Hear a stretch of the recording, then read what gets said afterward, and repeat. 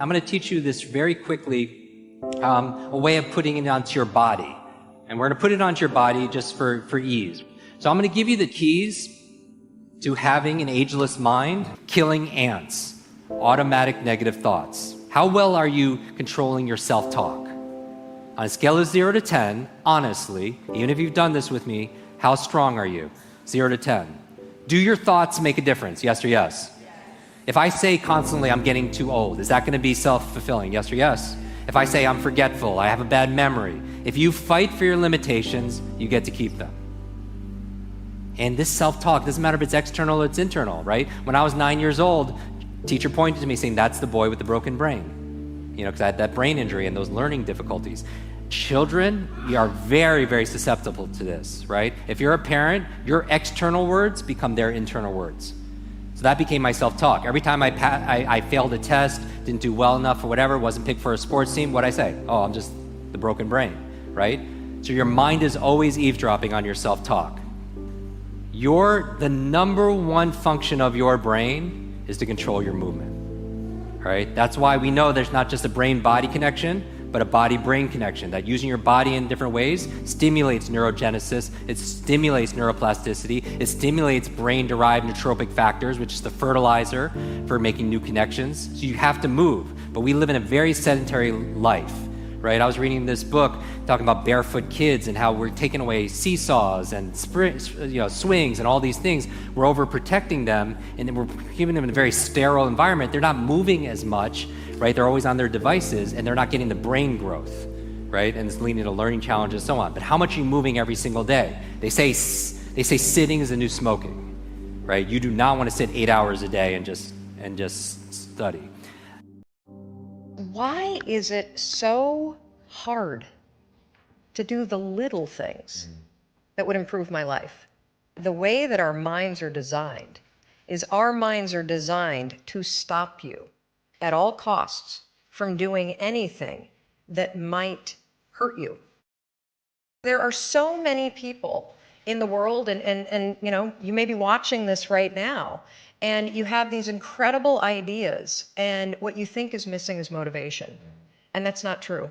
Because the way that our minds are wired, and the fact about human beings, is that we are not designed to do things that are uncomfortable or scary or difficult. Our brains are designed to protect us from those things because our brains are trying to keep us alive. And in order to change, in order to build a business, in order to be the best parent, the best spouse, to do all those things that you know you want to do with your life, with your work, with your dreams, you're going to have to do things that are difficult, uncertain, or scary, which sets up this problem for all of us. None of us can afford to have a life that is controlled by someone else, or a life that is basically controlled by our emotions. I learned many years ago that there are two kinds of people. There's the type of person who says, I'm going to wait till I feel like it before I do it. And then there's a person who says, I've got to do it so that I feel like it. One will never get anything done because they're still waiting to feel the moment to move. And the other person says, no, I need to move, and then I will begin to feel the moment. Sonia, self-discipline is essential in your life and in my life if we're going to get things done. We might be through with our past, but our past is not through with us. How many of you know there are things that we've experienced that can impact the way we see ourselves? And so as you look at yourself and look at your goals, I want you to write this down. You don't get in life what you want, you get in life what you are. You have to create an achiever's mindset.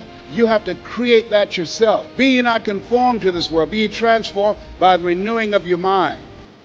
So if you want to free yourself, you've got to realize that we all suffer at times. And if you want to end suffering, you have to make the most important decision in your life, which says, I'm going to live in a beautiful state every day, no matter what, even when it doesn't go my way, even when there's injustice, even when people are unfair. Because are people going to be unjust and unfair in our lives, yes or no? And are you going to be unjust and unfair at times without meaning to be, yes or no? So if people have to behave a certain way for us to be happy, you're not going to stay happy. For everybody to be able to face who they are, and have that kind of impact where you can go on TV, you can put your life on a billboard. You're not ashamed of who you are. You're not ashamed of what life made you, what you helped life make you. All that bad that's now in this big pot that's stirring, you're no longer ashamed of it. You realize we're all f***ed up. Stop judging yourself against other f***ed up people who have hidden it better than you. That's all they've done. They've masked their shit better than you have, and now they're flipping it back on you and saying you're f***ed up. I want you to realize that this world, life, is one big head game. And once you learn to play the motherfucking head game, it's no longer a game anymore at all. You can start living your life.